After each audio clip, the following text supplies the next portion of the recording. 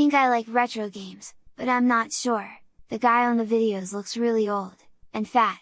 Do I have to look like him to play retro games? I think I love retro games. I think I love retro games.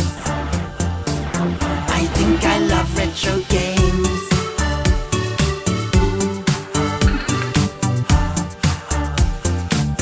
I love the Retro Games show. I think I love retro games. I think I love retro games. I love the Retro Games show. It's the Retrogames show.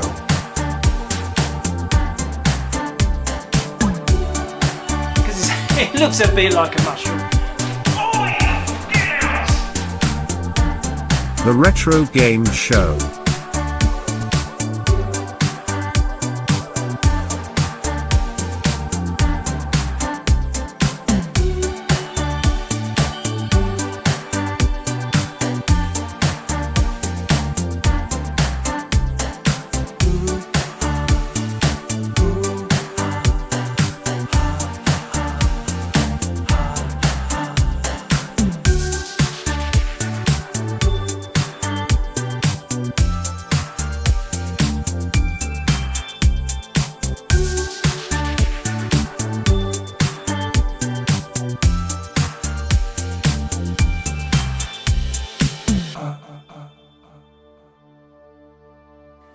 What do you mean self-indulgent? Now, I try not to use bad language on my channel, but there's only one word for me, and that is what a dick. Anyway, hello, it's me, it's Jace at Retrogames, and I am back. Yes, baby, I am back. It's been a long summer. What did you think of the new intro? Might have to slim that down just a bit for future episodes. Rebranding! I've rebranded the show because, let's be honest, what's new at Retro Games this week didn't sound like a very catchy title. So now, slim down, the Retro Games show! Yeah! Well, how was your summer? It's been a weird one, hasn't it? We're going through weird times, and I don't know. I need to mention something, don't I? I need to mention it because something massive's happened in the UK. I had an armband, I haven't put it on. But yeah, what can I say? I'm really sorry about that. Yeah, I mean, it is really sad. She was all of our nan. And let's be honest, retro gamers, we're all getting on a bit. We have lived with the Queen for our entire lives. I don't imagine there's many of you guys who weren't born in her reign. I mean, I could have really, really old viewers. And it's really sad. And what's most sad is I never got to meet the Queen, and I always wanted to meet her. You know, OBE, services to retro gaming, what do you reckon? It could still happen. King Charles could still bestow his love on me. That sounds rude. Anyway, moving on from that, I am really sorry about the Queen. I can't keep my excitement of being back in. I know we're all meant to be sombre and sad. But it's tricky because I'm back and it's been, what, it's been 6-8 weeks, holidays, everything, it's all happened.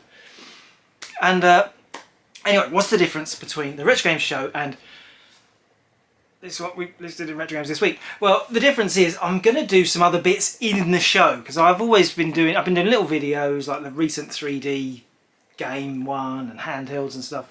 And I thought, well, I'll fit those into the show. And then still do the what's new. I know that's what you want to see. What's new at Retro Games this week? It's been very popular. So I'm still going to do that towards the end of the show. But any other little bits, maybe not. Maybe I'm too busy and I won't do anything. But it's going to be the Retro Games show. This is episode 1, and just do a few little extra bits, a little bit, you know, interesting. Let's do something interesting. Pick some other stuff. Pick some interesting things. Anyway, the Queen wasn't the only person who left us over the summer. Someone else, very important to me, died, and that was Ollie Frey. So here's our first extra bit here. Born in Switzerland in 1968, Oliver Frey moved to London in the early 1970s, where he studied film and worked as a freelance illustrator. Having worked on over 70 publications in the preceding years, it wasn't until 1984 and the birth of Crash and Zap that his trademark art style found a deserving audience.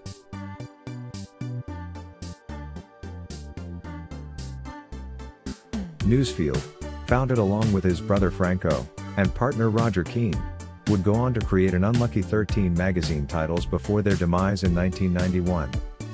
Ollie's art can be seen on the covers of Sega Force and Classic Games releases on Newsfield's ill-fated Thalamus label.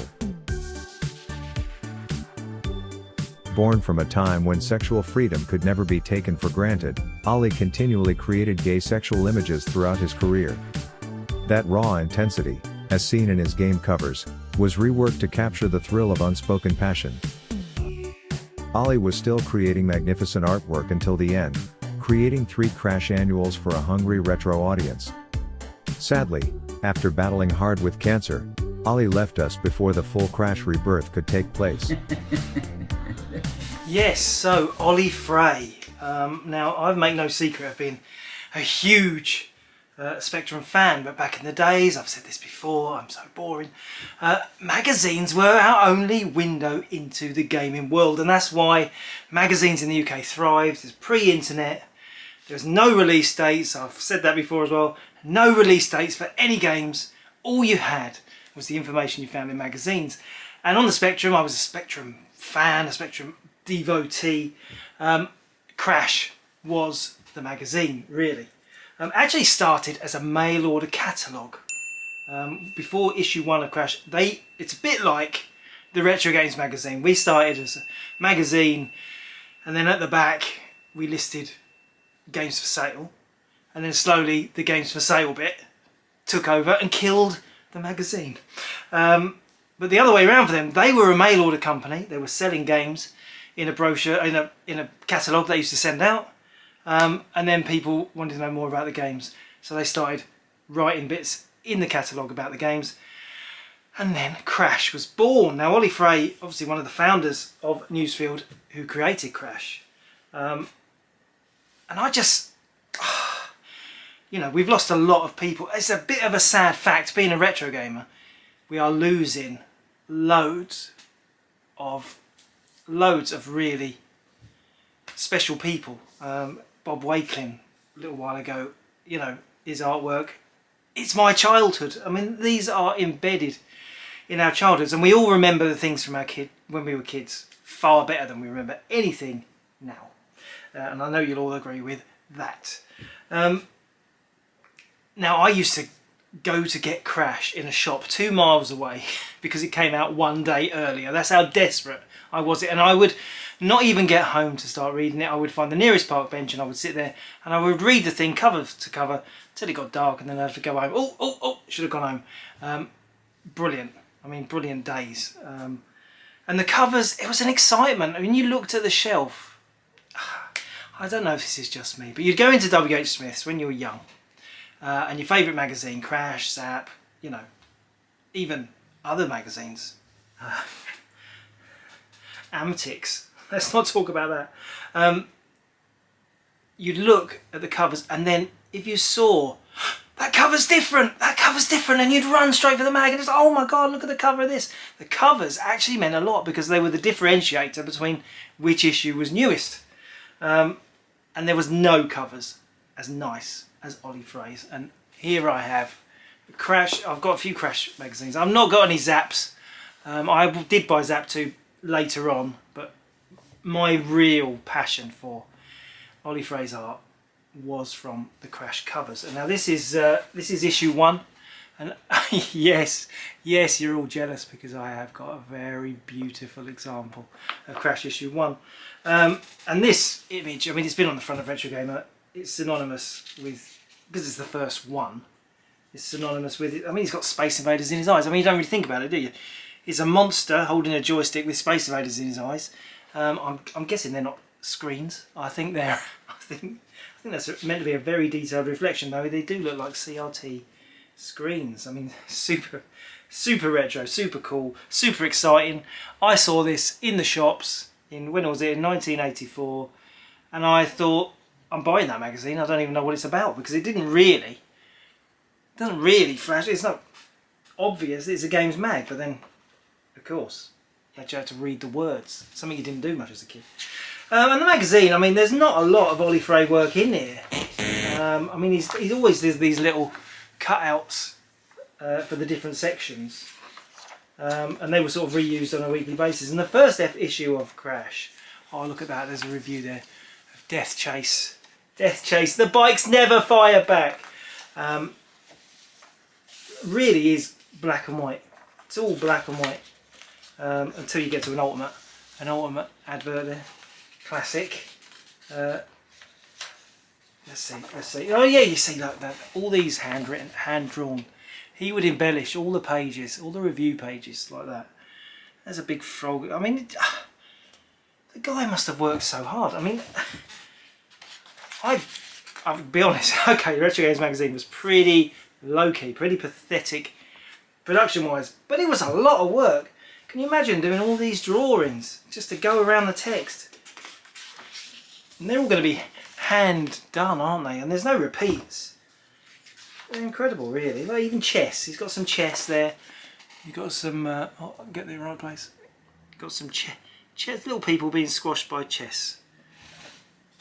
I remember this first issue. They really went through loads and loads of games. And look, oh look, there's a proper one of his. I think that's a cover later. So he obviously had some in the bank for issue 1. Look, I mean, actually. What am I saying? This magazine is peppered with Ollie Frey. I mean, it's the whole thing. It wasn't just the covers, was it?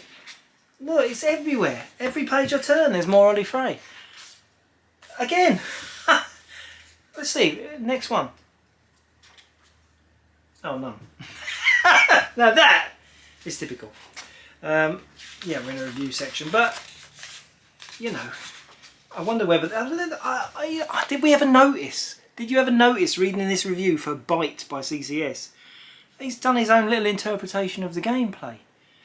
Incredible. Let's have a look at some other issues. Anyway, so I've got the first few here because I'm just showing off. Look at them. Look how beautiful that is. Oh, I bet you wish this was in stock. It's not. Leave it alone. Issue 2 of Crash. Beautiful again. Donkey Kong cover. Eating a Spectrum. I mean, Donkey Kong eating a Spectrum. Incredible, incredible. I mean, it could be any gorilla, it could be King Kong, but I like to call him Donkey Kong. Habit. Is this issue 3? Yeah, that one's a bit dull, isn't it? That's a bit dull. We've gone to issue 4. What Now? That classic What Now cover, like a zombie, and he's look where his face is. Look at his mouth, off centre. I mean, creepy, isn't he? He genuinely had a skill to create really creepy, visceral images that just stayed with you. I mean, as a kid, I mean, you can't compare this picture to the quality of the games, but they brought the games to life. You know, seeing these images, these pictures, you just think, oh, that's boosted my imagination, so that when I play this awful black and white colour clash lump of turd, I'm thinking, oh no, I really am. I'm in this dungeon and there's a guy with a sword and there's a head on a stick and it's incredible. I don't want to overestimate what Ollie Frey did for me as a Spectrum gamer, but I definitely think he made some games far more bearable than they really were. That'll do. Hello, I'm back. Anyway, so here we go. No, hang on, not the stuff yet. This is such a good time of year. I should say it is Friday. I've got my timer on.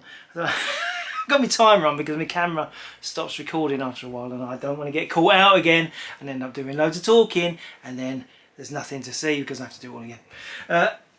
But I know it is Friday, and it is the 16th. Friday the 16th, 2022.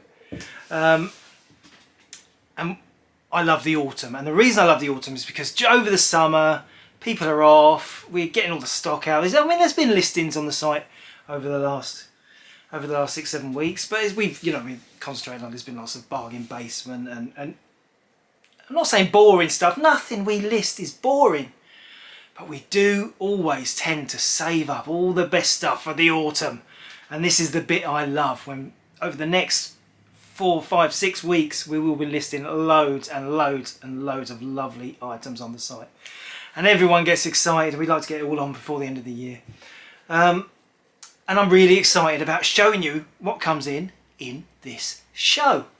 But that got me thinking, if you guys are watching this because you're big fans of the website, maybe I need some tips on when to look, tips about when to look for the new stuff on the website. So here goes. Tip number 1. We are in the UK. So we are Greenwich Mean Time, +1, whatever, summertime. If you are overseas, we will not list in time zones that aren't ours, because our office opens between 8 and 6. So all the guys there testing and listing only between those hours. And we don't generally work weekends. Tip number 2. Now, Friday is the big day. Friday is the day when the majority of all the new listings go on, once they've all been double checked. But during the day, regulars will know this, there's a constant drip feed of stock.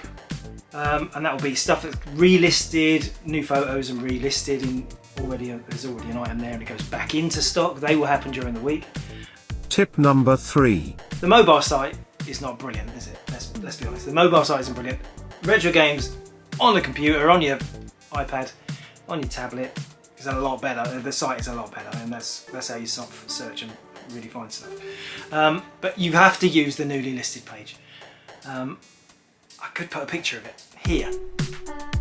Now you'll see that there's 1 to 8, and you can check, if you click those buttons, you can see what we listed in the last 8 weeks, a week at a time, which is really, really helpful, helps me a lot. But if an item sells, it comes off those pages. So there is an advantage. I know there's some guys, some of our regulars who have the browser open often, and they check in pretty much 3 or 4 times a day just to see, because I have seen stuff go on and within 2 or 3 minutes it has sold. So you know that people are watching for the new, for the new items to go on. And that's a lot of competition. We're not like eBay. You don't bid, you can't snipe. You've actually got to be there and you've actually got to buy it. But let's be honest, fixed price buying is a lot friendlier than trying to buy on eBay. And also, I'm a lot friendlier than buying on eBay. Tip number 4. And the team are a lot friendlier than buying on eBay. We don't like eBay, even though we've got an eBay shop. Who does like eBay? Anybody who's still buying all their collectibles, their retro game collection, then we're all looking. We're all looking. But it's a bit of a lottery, isn't it? At least if you get something you're not happy with us.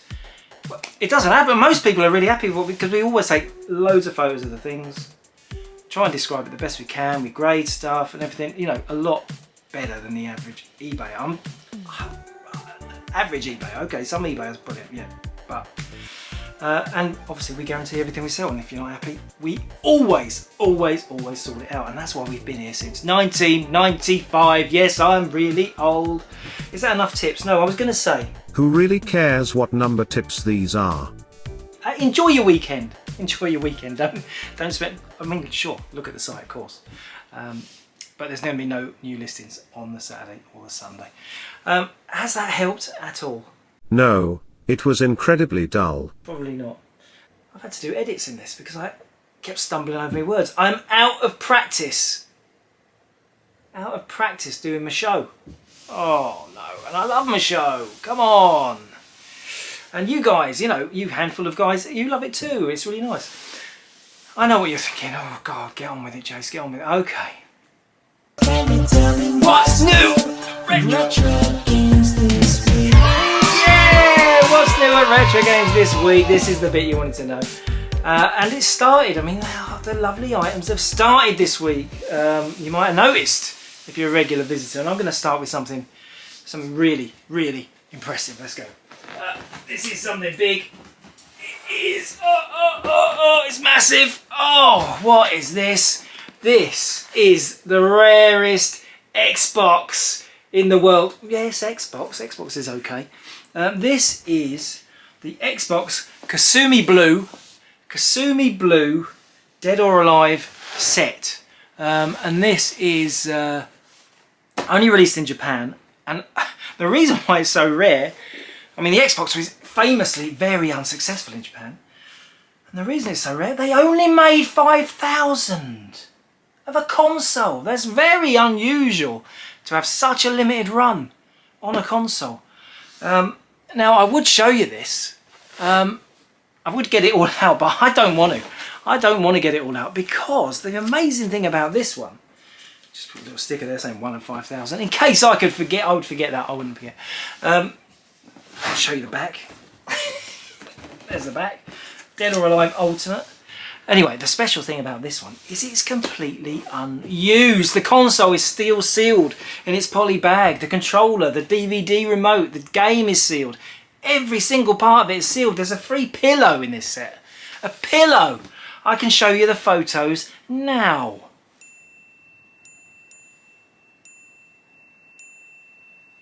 So that's a lot easier, just showing you the photos rather than trying to open this again when it's so beautiful. We only opened it very briefly just for the photos because I thought people aren't going to really want to know. They're going to know what's in it. But yeah, so that is the rarest Xbox. Well, there probably is rarer ones, isn't there? There's probably one, you know. Bill Gates has probably got a special gold one. I don't know, do you reckon? Maybe. Maybe. The OG Xbox. That's what people are calling it now, the OG. I always used to say, oh, original Xbox, original. But now, obviously, original gets shortened to OG. And I'm thinking, what other consoles? There's not OG PlayStation, is it? It's not like PlayStation 1. Nobody's calling it the OG PlayStation. There's probably others in there. Was the OG Spectrum's the rubber key 16K. OG Commodore 64 be the proper Bornos. I don't know. OG. The Xbox seems to be the only console that's tagged the name OG. Fact. Okay, what's next in the box? What's in the box? Let's go for some games now. You're thinking, oh, for God's sake, the first game you get out after your big break. Lemmings on the Amiga? Yes! Lemmings on the Amiga. Lemmings 2 Tribes. The highly rated sequel by DMA Design. You know DMA Design went on to make GTA, yeah? Come on, this is brilliant. And the reason I'm showing you this is because it's all beautiful. It's all beautiful. You know, this comes in a fold out. It's a lovely... Oh, don't bend it, Jace. It's a lovely fold out thing with a book in there. And oh, it's a beautiful thing. But look at this. Super, super, super, super rare. And you know I get so excited about this stuff. It's got a badge. Let's get that, if I can get that focus. Yes! It's got a badge. It's a... I think he's on a skateboard. I think it's a Lebanon skateboard with a proper enamel freebie badge. Oh! I didn't break it, didn't lose it. It's not even mentioned on the box. I think I might have seen badges in Lemmings 1 before, but I've never seen one in Lemmings 2. And I know it's pathetic that this makes me so excited. But it's these little things, these little disposable items which they included that make games so complete and so amazing to me. I mean, do you know Bill's Tomato Game? You know that game. It's by Prosegonist as well. And it has sachets of Heinz tomato sauce in the packet. I didn't make that up. It actually came with sachet of Heinz tomato sauce. And I've got to say, I have seen several copies of Bill's Tomato Game where that sauce has disintegrated a bit and the sauce has got smeared all over inside the box. So give me an enamel badge anytime. Let's move on. Let's stick with the Amiga though, because it's a good week for Amiga. We have got, yes, there's a new one coming out, but you can buy the original one. It's Monkey Island 1, the first one. Guy Threepwood, you know him.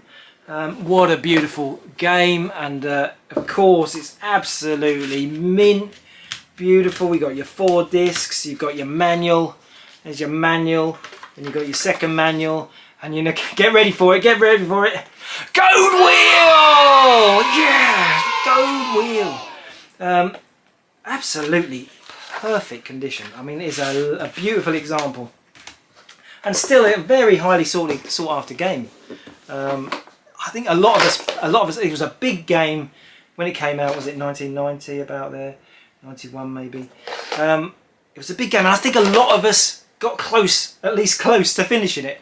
And there's something about reliving an adventure game and going through and doing it all over again. which is quite, it's like a shot of nostalgia. Yeah! Oh, so much better. Oh, more nostalgia. Well, you can have more nostalgia if you also had to go with the sequel. Yeah, Monkey Island 2. Yeah, LeChuck's Revenge. And this one was on a lot more discs.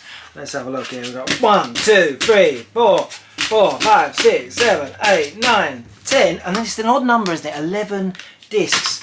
11 discs. And this one, beautiful as well. It's got a brochure. There's a brochure here. Let's have a look. Oh, look, it's advertising loads of US gold. Oh, look at this. Well, I wonder how much that's worth. That gold thing. I want that. Eye of the Beholder wrist bracelet thing. Gauntlet. Oh, no, not gauntlet. You've got a skull on that one. What have we got here? Oh, they put a pair of glasses. For Jet Fighter. That works, doesn't it? They've got some golf gloves and tees for the golf game. Oh, this is quite fun. This is quite fun. What are they going to show? What are they going to show? Indiana Jones is the next one. What are they showing? They're showing his hat and whip. Oh, that's fair enough. What about this though? Another world. Bit of crystal. Bit of crystal. Let's keep going. Their finest hour. We've got some medals. Got some medals there. Oh no, we got they just crammed loads in. Just crammed loads in on the last pages. That's a shame. I was enjoying that little game. Anyway, yeah, it's got Monkey Island. Got again absolutely pristine condition. Came from the same collector. He obviously never ever wanted to touch it or play it. And it's got the Go Wheel. It's got the Go Wheel because it has. It's also got the receipt. It was from Boots the Chemist. Yes, Boots the Chemist was a games shop when I was a kid. Yes, they even had some special releases only available in Boots. I know, it's hard to imagine, isn't it? Boots. Yeah, Boots. They sold records as well, eh? Yeah, hard to imagine. Okay, let's keep going. Should we keep going with Amiga? Yeah, keep going with Amiga. Yeah, what about this one? Another game. Another game that everyone loves, and I don't really understand. Loom! No, it's all a bit supernatural, I think, isn't it? It's a bit sci-fi for me. I like something a little bit real, a little bit of realism in there. But a very highly rated LucasArts Adventure game. 2 discs. On the PC, this came with an audio cassette. It didn't come with that. This is the Kicks issue. Maybe the original Amiga version did have the audio cassette. It's like a story cassette you could play along when you played the game. But again, even though it's a Kicks reissue, incredibly rare game. The Kicks reissue is as rare as the original, to be honest. An amazing condition. We're talking 10 out of 10. That is, you got to say, that is really gorgeous, isn't it? You forget how old these games are. I mean, this is what 1990, yeah, 1990. So that's like 32 years old, and it's like just come out of the shop. Wow, I love it. Oh, more Amiga. Last Amiga, is it? Last one. Yeah, last Amiga. And it's a big one as well. It's another classic. Zack McCracken! Everyone wants this game! Zack McCracken, comedy adventure. Is it related to Maniac Mansion? I always think it is. But yes, very good comedy adventure, very highly rated. It didn't sell particularly well, I don't think, back in the day. But it's one of those, you know, people realised how good it was and then they came to it later. Let's have a look inside. This comes with 2 discs. 2 discs. Zack McCracken and the Alien Mindbenders, to give it its full title. And it comes with a manual. It's got every. I mean, again, absolutely pristine. A manual, and then this has this like a funny comedy comic thing, like a newspaper, a comedy newspaper insert, which is very nice with the manual. You know, we held off listing this until today, Friday. I kind of reckon this will be gone by Saturday. I'm actually recording this before the items go live, which is unusual. Usually the stuff's already on, but they've probably gone live by the time the video actually gets uploaded to YouTube, because YouTube is incredibly slow. But you know, if you want it, grab it, because it won't be here very long. I put money on that being gone by Monday. Okay, let's go. What about the Amiga's rival, the Atari ST? The Atari ST had Voodoo Nightmare. Voodoo Nightmare. I don't know if that's kind of, is it kind of offensive? Is this offensive? Is voodoo like a religious kind of is it? Can we say Voodoo still? I don't know. Yeah, I think so. We'll carry on saying Voodoo. I think, yeah, it looks fun. I don't remember playing this ever, but yeah, it's quite rare. Voodoo Nightmare. Let me read from the back. Just give me something to do. Boots Barker has had a bad day. Stranded in the heart of darkest Congo, he is hounded on all sides by wild animals, natives, jungle gods, and malevolent witch doctors. Perhaps things will improve when night falls. I doubt it. This huge isometric 3D arcade adventure contains some of the most cute and colourful graphics you'll ever see! Ever! Instantly playable with simple controls, the game will take you months to complete. Now, to make such a statement, they've got to know how much game time you have free. I mean, you might be someone who's, you know, you might be out of work, you might have 10 to 15 hours a day to play video games, and this is going to take you months. Wow, that's incredible. This is going to be like it's got to be like 200, 300 hours worth of entertainment in this very game, and that's not bad. It's not bad. Voodoo Nightmare, it's a jungle out there. Moving on! What's in the box? What's in the box? What's in the box? What's in the box? Atari Jaguar! You know the Atari Jaguar. This game is Missile Command 3D, and I picked this out because Missile Command, obviously Missile Command is one of the classic Atari coin-op games. You know that's the one where you got the bases at the bottom and you stick the dots up and you send up nuclear warheads. It's all relevant again, current climate. We'll all be doing this for real. And then the thought of an updated version was very exciting when they announced it, because there wasn't much to get excited about the Jaguar, was there? In their release schedule. But Missile Command 3D, everyone thought, oh, and then we all realised, oh no, Jeff Minter's not involved in that one. No, it's someone called Vortex, I think. Is it? No, Virtual Entertainment Limited, and the game wasn't as good as we thought. But this is absolutely, I mean, it's a pristine example, but this is absolutely mad. It's not sealed, if you can see. It's got the flap is up, but it's absolutely, the guy kept these games absolutely insane. Thank you so much for selling them to me. And if you want to sell your games collection, please email us. Please, we can only survive as long as you guys carry on selling us stuff.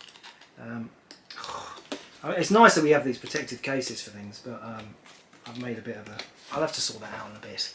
Okay, let's carry on. A magazine. A magazine. I don't cover magazines often. No, I don't think I have so far in this channel. And this is Home Computing Weekly. And why are you covering it, Jace? Well, it's because of this front page story. It just caught my eye when it was listed this week, and it is Rabbit Software. Do you know them? We'll go on without Alan. Heather Lamont, sole boss of Rabbit Software, following Alan Savage's suicide. Now, he was the part owner. He was they owned half each of the company Rabbit. And there's Rabbit Software. There's not great titles on that label. Loads of VIC-20 stuff and Dragon stuff. But Spectrum and Commodore, Pakakuda springs to mind. Centropods. I mean, they never have a hit amongst them. Fire of London is a rare one on the Rabbit label. But anyway, the Rabbit label. Yeah, and the guy, he just bought a new car, and he crashed into someone else's car and caused them injury. I mean, proper injured the passengers in the car that he hit, and he couldn't live with the guilt of it. So, yeah, he took his own life. And I just thought, that is a weird story. I mean, that's not the sort.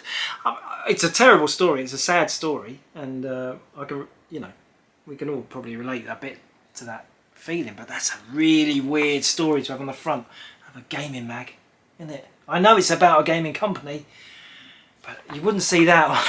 You wouldn't see that in the front of many, would you? It's like from the newspapers. Anyway, let's have a console. Let's have a console. And as we just did the console, oh, we haven't shown one of these yet. You know what this is. It's an Atari Jaguar. Yes, oh, the box is a bit of a pain. The Atari Jaguar, the first ever 64-bit console, wasn't it? When bits really mattered, before N64 we had the Jaguar and everyone got very excited. Oh, 64-bit console and its cartridges, oh my god.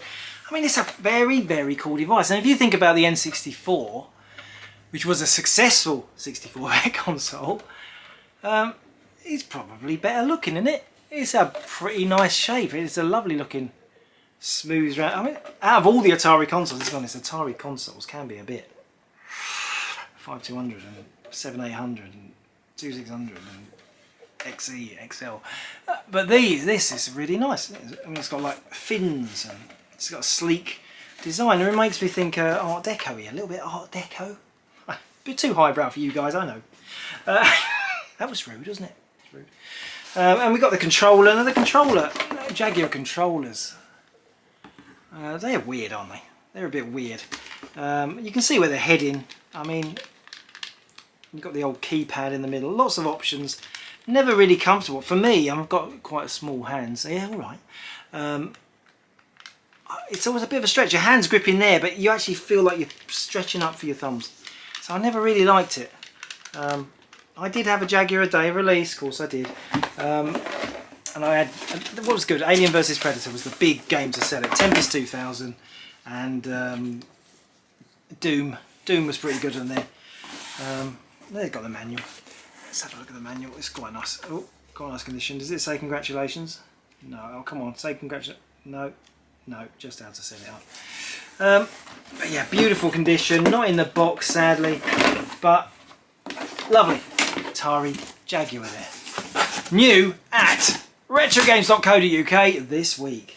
Move on, Jace. Get on with it. Yeah, I know. Do better, Jace. Do better. Okay. More Amiga stuff. Amiga hardware though. We've got an Action Replay. Do you know Action Replay? This little groovy device let you rip graphics straight out of the Amiga. And I don't know if you guys know, but I was in an Amiga crew, a demo crew. I was a big Amiga guy. Well, I'm still a big guy, but now I'm a big retro gaming guy, but I was a big Amiga guy. And we used to make demos. And I used to, on my Action Replay, thank God, because I used to be able to rip the graphics out of games and animations and bits and pieces and sounds and then turn them into my own demo. And nobody could stop you because it's just, oh, it's public domain. No copyright issues, it's free.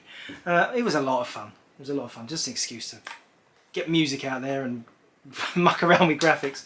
But I used this, not this one, but the very same thing to make my Kickoff 3 demo. And that was my biggest success because I had a few, Robocop demo, a few.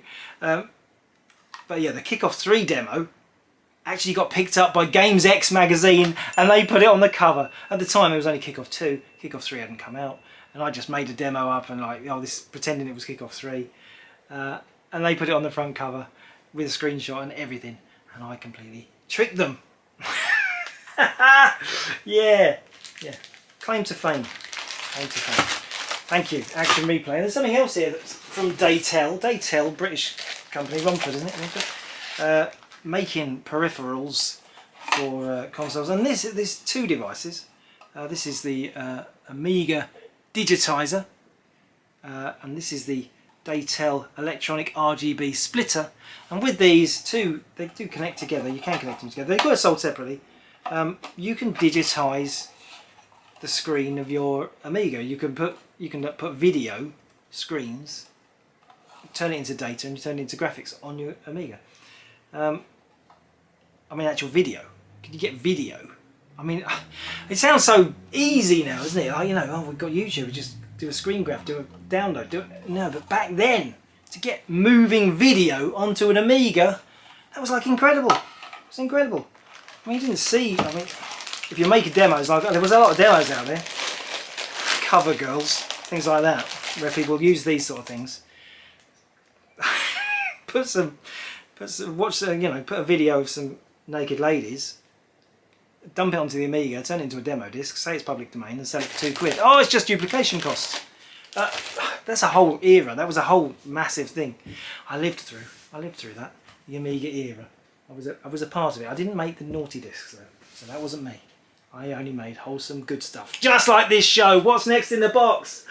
What's in the box? Okay. What's in the box? What's in the box? Okay, I've got a couple of very rare things here. Now these are weird too. And they are games for the Samsung Nuon Interactive. This game is... Frog in my throat, I'm so excited.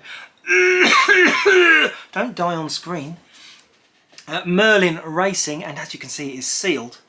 Super, super, super rare. Now what is the Nuon? Oh, here's a picture of what a Nuon looks like. I'll put it in the right place. It's a DVD player that also had games capability. So you watched it for your normal TV, and then it also just stick a Nuon disc in, and you could actually play games. It had a controller. There was only, I think there's 7 releases for it.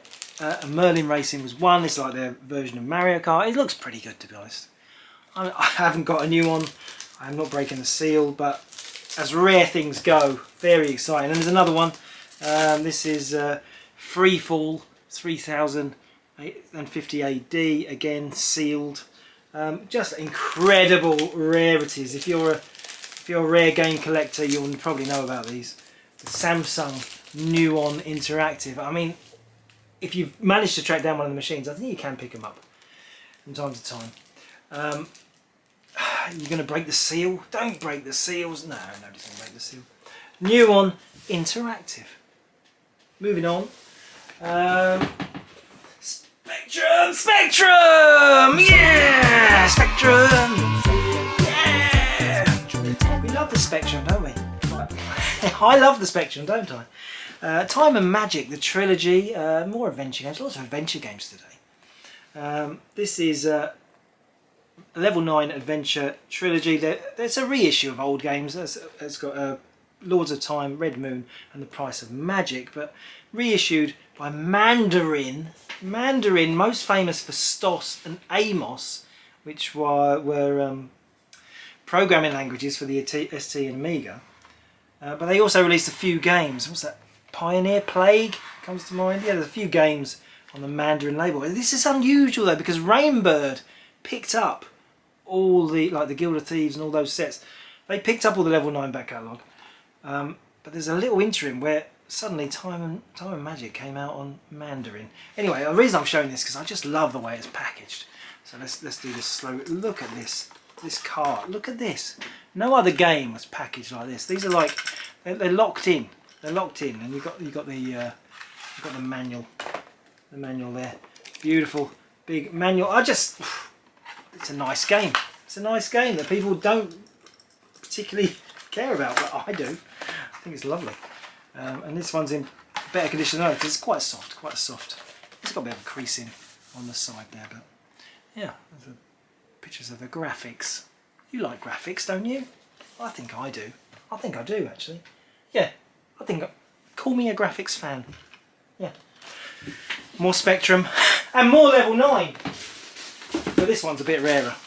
It's so rare that they put it in a plastic bag. Let's pull it. It's Ingrids Back. Ingrids Back, not her front. Ingrids Back. This is the sequel to the Gnome Ranger, isn't it? Gnome Ranger. Oh. And if you look at the back of the box there, absolutely gorgeous. A gorgeous thing. Ingrid's Back. Let's have a look inside. And look at that. That's lovely. Oh, and there she is. Beautiful. Ingrid Bottomlow. Ingrid Bottomlow. Notice any family resemblance? Let's have a little look inside. Now this is a very interesting game. It's a 3-inch disc, but it's not just for Spectrum. It's also for Amstrad CPC and the word processor Amstrad PCW. All 3 formats, all on the same disc, which is weird. It's weird. Let's have a little look. Some Spectrum information. There's some other stuff in here. Let's have a look. You've got the manual. It's a bit tight.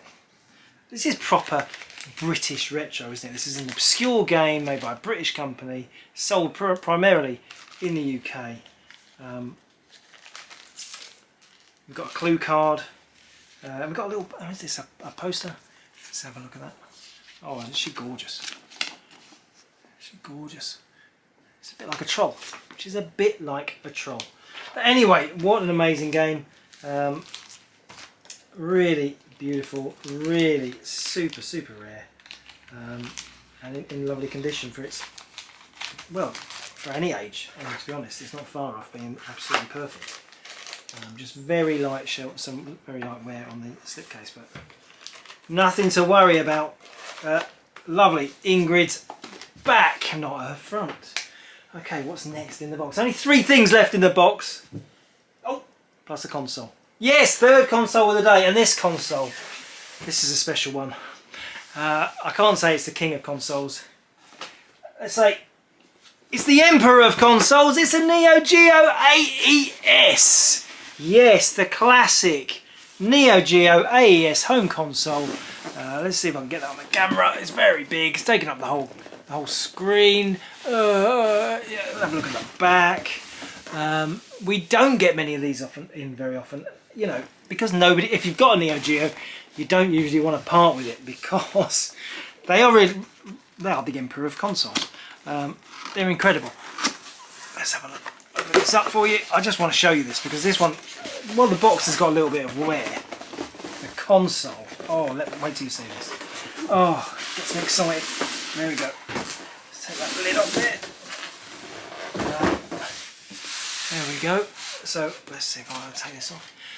Ta-da! There we go. Look at that. Everything's still in its poly bags. The manual still sealed. It's not been out. Japanese. This is a Japanese issue. You've got the power supply, the original console plastic bag, the controller under its little lid. Absolutely beautiful. Even the AV cable. Even the AV cable still has its original poly and tag. Amazing. Let's get the console out and show you the console. So the AES, ridiculously expensive console with ridiculously expensive games. And if you're a retro gamer, you'll know the words Neo Geo synonymous with quality arcade beat 'em ups. Primarily, there's other great Neo Geo stuff, but what a beautiful thing. I mean, it would still look handsome under your TV even today. I mean, it's such a beautiful. It is a pretty classic design. The cartridges do stick up a bit. You need a bit of room on your TV shelf. It's a beautiful thing. I mean, it is probably the best Neo Geo that we've had come into stock for 10 years. It's still shiny like new and still with everything in the box. It's like beautiful. Who'd have thought it? Retrogames, you are such an amazing shop. Yeah, you're right. Let's put that away. The emperor of consoles. I'll put that away probably later. Excuse me, stretching. Oh, it's a bit of a stretch that. Always stretching. Okay, 3 things left in the box, and you might not like the next one.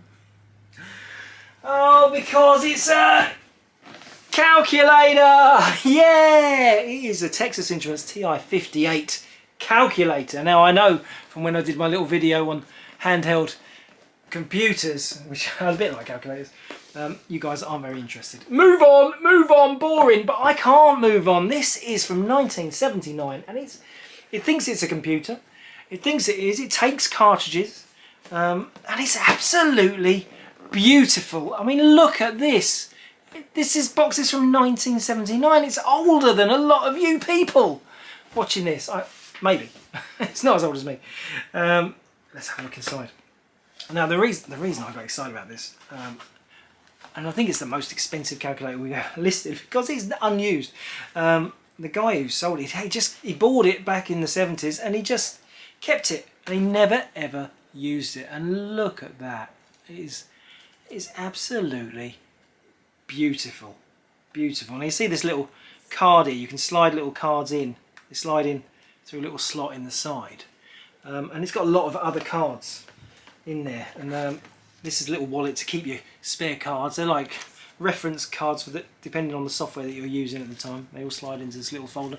So you'd have to carry this around at the same time as the giant calculator, which is far too big for a pocket. It has a battery pack in the back that recharges. It's probably a bit dodgy, but this has got the charger and it does work with the charger. But it's not going to hold any charge after, how many years is it? 40 years. And here we have, look at the contents in this. Look, so this is the rest of the reference cards that haven't been popped. Amazing, still sealed in their sheets. We've got the reference guide. Did I show you the cartridge? There's the cartridge in here. Look. There's a little master library module. This is for nerds only, okay? I love nerds and geeks. Let's watch this guy open a calculator live on video. Yeah, we've got a security option. Oh, there's some peripherals there. You can have, that's the printer you could use with it. Beautiful. It's got so much grace. I'm brand new. Brand new. I love it. I can't. I'm gonna have to smell. Interesting fragrance. Got these. These are like sheets that you write about details of the program that you've just written.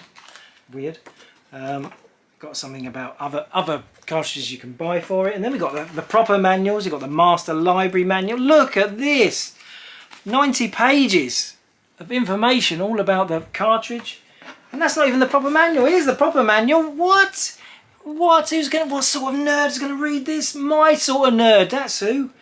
This must be like 200 pages about programming a calculator. Incredible. This stuff would never get made anymore. Nobody's going to make manuals and stuff like this for programming a calculator. It's a bygone era item, and that's why it was something I wanted to put on the show.